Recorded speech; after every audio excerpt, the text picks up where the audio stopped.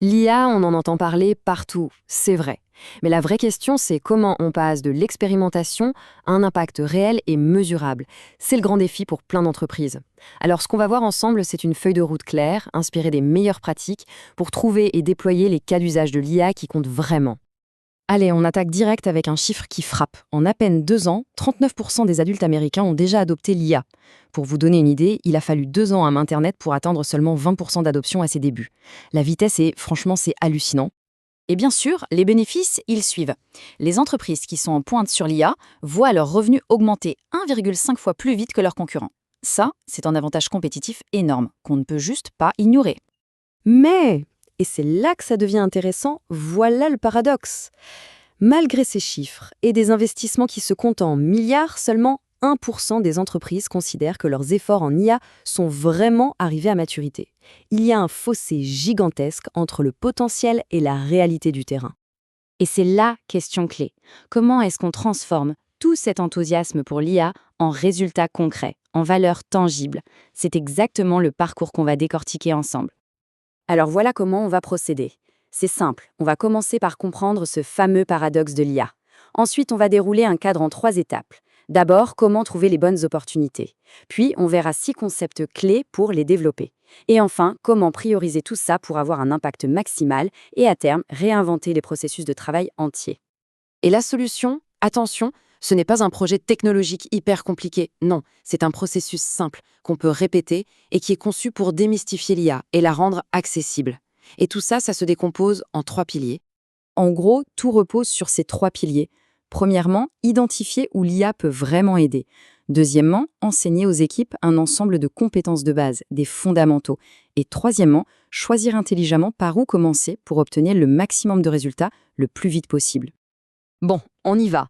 Première étape, trouver les opportunités. Et pour ça, pas besoin d'aller chercher très très loin. Il suffit en fait d'observer le travail de tous les jours, mais à travers 3 angles bien spécifiques. Et ce qui est génial ici, c'est que c'est super simple. On cherche quoi? Les tâches répétitives, un peu pénibles, que personne n'aime vraiment faire. Les moments où le travail est bloqué parce qu'on attend l'aide d'un expert. Et ces situations, on est devant un projet et on ne sait juste pas par où commencer. Eh bien, tout ça, ce sont des signaux parfaits pour l'IA. Et cette citation de Clairvoy, elle résume parfaitement l'état d'esprit à avoir. Cette idée d'une anti-to-do list, la liste des choses qu'on ne veut plus jamais faire, c'est une véritable mine d'or pour trouver des cas d'usage de l'IA. C'est un changement de perspective qui est super puissant. Ok, une fois qu'on a identifié les problèmes, il faut les bons outils, n'est-ce pas? C'est notre deuxième étape, enseigner 6 primitives de l'IA. Il faut voir ça comme les Lego de l'IA, les briques de base, les compétences fondamentales que tout le monde peut apprendre et appliquer, quel que soit son métier. Alors, les 2 premières briques, c'est la création de contenu et la recherche. Ça va de la rédaction d'un premier jet pour un document à la synthèse d'un tas d'informations complexes. L'IA devient une sorte d'assistant qui peut rédiger, éditer, reformuler et même faire des recherches à notre place. Concrètement, qu'est-ce que ça veut dire?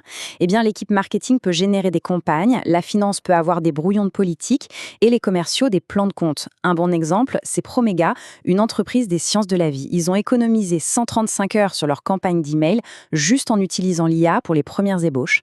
On passe aux primitives 3 et 4, un peu plus techniques, le codage et l'analyse de données. Mais ce qui est formidable, c'est que l'IA démocratise complètement ses compétences. Plus besoin d'être un expert pour écrire un petit script ou pour repérer des tendances dans un tableur. Le directeur financier de Poshmark l'a dit mieux que personne. L'IA ne remplace pas, elle élève le travail de chacun. Elle prend en charge les analyses de données qui sont longues et fastidieuses, et ça libère du temps pour la vraie valeur ajoutée, la stratégie et l'interprétation. Et on termine avec les 2 dernières briques, l'idéation et l'automatisation. Ici, l'IA devient un véritable partenaire de brainstorming pour débloquer de nouvelles idées. Mais c'est aussi un outil puissant pour automatiser des processus routiniers, comme la création d'un rapport hebdomadaire par exemple. Un exemple super intéressant, Match Group utilise l'IA pour simuler des groupes de discussion et tester l'ergonomie de ses produits.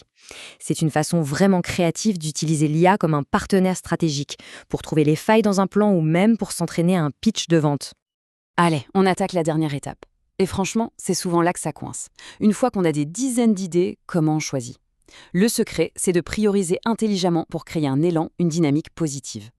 Et l'outil pour ça, il est d'une simplicité, mais redoutable. C'est une matrice 2x2. On évalue chaque idée selon 2 axes, son impact pour l'entreprise et l'effort nécessaire pour la mettre en place. Le point de départ, le plus important, c'est la case en haut à gauche, les gains rapides. Ceux qui ont un fort impact mais qui demandent peu d'efforts. C'est là que se trouve l'élan initial. Et pour la petite histoire, ce cadre simple mais très efficace a été popularisé par Jared Schuck de SoftBank. Ce qui montre bien que même au plus haut niveau, on utilise ce genre d'outils pour prendre des décisions stratégiques. Une fois qu'on maîtrise bien ces 3 étapes, la perspective change complètement. On ne pense plus seulement à optimiser des petites tâches isolées, non, on passe à la vitesse supérieure, on commence à repenser des processus de travail entiers du début à la fin en intégrant l'IA à chaque étape. Prenons un exemple concret, le marketing. Au lieu d'utiliser l'IA juste pour écrire un email, on peut l'utiliser pour analyser le marché, pour brainstormer la stratégie, pour créer tous les contenus et même pour automatiser leur adaptation pour différents pays. Là, on voit bien la transformation d'un flux de travail complet. Et on va finir avec une citation du PDG de Moderna qui est, je trouve, hyper inspirante. La question n'est plus si on doit utiliser l'IA, mais comment on va réinventer chaque processus autour d'elle. Ce qui nous amène à la vraie question. Quel est le prochain processus qui sera complètement réinventé ?